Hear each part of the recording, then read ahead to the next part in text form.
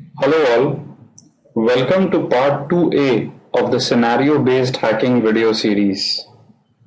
In this video, we will look at how to break into a machine which has no patches, no antivirus, that is behind a NAT. So here is the scenario. The victim is not patched, however, there is a NAT device in front of the victim. And this is where a bit of ingenuity will be required. So what is going to be the setup for this scenario? Well, we have our host machine in which we have two VMs up. The first VM is the attacker machine running backtrack. The second VM is the victim machine running Windows XP.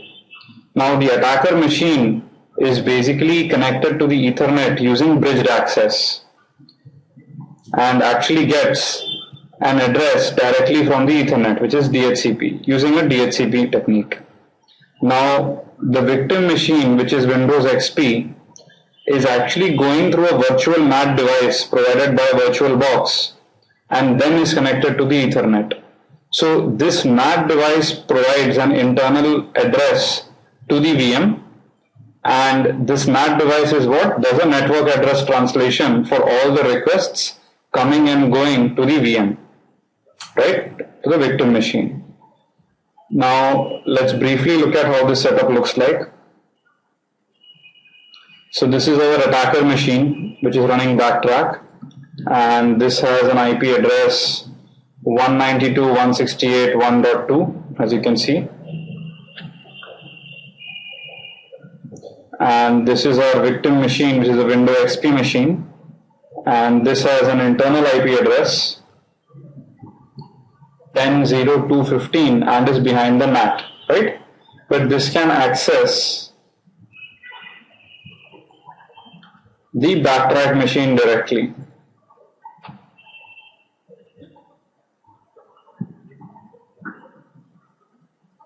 However, the backtrack machine cannot access the Windows machine because it is behind the NAT directly, right? Now we've logged into the backtrack machine using PuTTY, and let's go back. So this is what the scenario is. The victim machine, attacker, victim through a NAT, and the attacker directly connected to the Ethernet using a bridged interface. So how do we proceed? Well, whenever a victim is using NAT, it is not possible for the attacker to reach the victim directly with just an IP address. Hence, we cannot run Nmap, Metasploit or any of these tools directly by using the victim IP address. So what this means is typically the victim would need to reach out to the attacker first. And this is where this is a typical client-side attack scenario. Now there are multiple techniques using which an attacker can still compromise the victim. The first being browser-based exploits, which is what we will look at in this demo. And I think now it might be more clear why we call this SBH2a and not SBH2, because A is actually just browser-based exploits. In the next video, where we will look at SPH2b and 2c, etc., we will also use other social engineering techniques like sending infected PDFs or other executables, or even use the social engineering toolkit. So we'll come to that in later videos. In this video, we will look at browser-based exploits. Now, what does one have to do? Well, an attacker has to create a malicious site which is going to actually host all these browser-based exploits.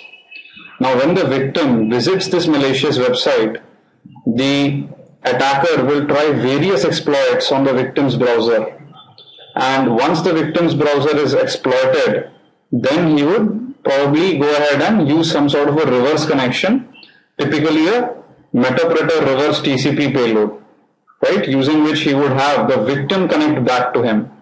Once the victim connects back to him and establishes a stable connection, from there on the attacker can tunnel through that connection and do various things on the victim, right? So let's get on with the demo. So this is the victim, here is the attacker machine. Now let's go ahead and launch browser-based exploits. This is actually an auxiliary module under auxiliary server browser autopon. Let's look at the options. lhost is the attacker IP address, which is 1.2 as we've seen. Let's set the URI path to be root, and let's set the port to be 80. This is what is going to make it look very natural. And now let's run the auxiliary module. So the auxiliary module is now loading all these different exploits, and it will just load in a minute.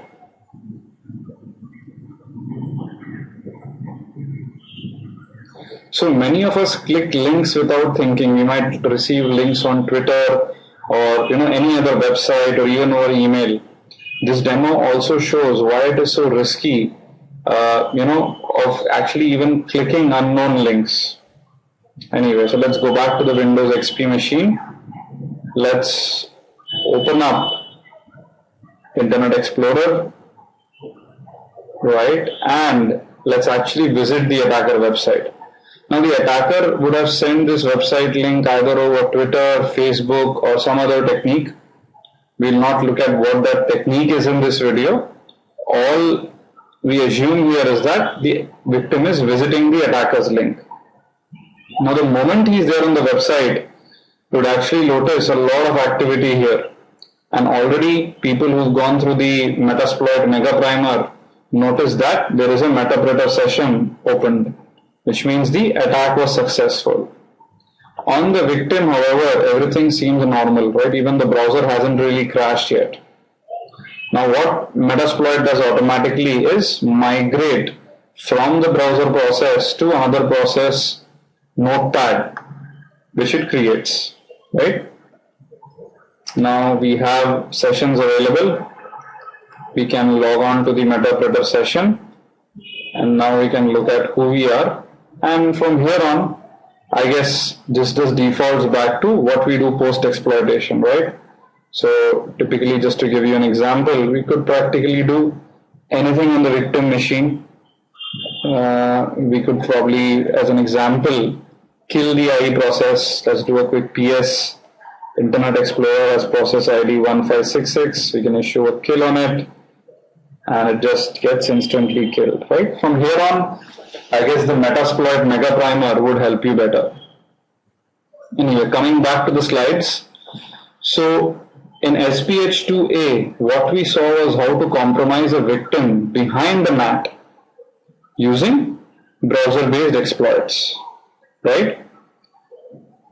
Now, the most interesting thing here to note is that actually the victim has connected back to us. And this is what the interesting part is. So if you notice, request from 192.168.1.237, port number 50,386. Now this is actually the NAT device which is connecting on behalf of the victim, right? That is why the entire connection is between the attacker machine and the NAT device's IP address, which it internally translates to the victim's IP address and connects to the victim. Awesome. So hope this example is clear to you. In the next video, we will look at other techniques on how to compromise a victim behind the NAT. Now, one of the prerequisites given here that the victim's browser was actually vulnerable. In the next video, we will not assume this. We will use some other attack technique. So please leave behind your comments. Hope you enjoyed this video. Also, please leave behind different scenarios you want me to tackle in this series so that I can show you how to break into a victim for that given scenario. That's all for this video. Have fun. Enjoy. Bye-bye.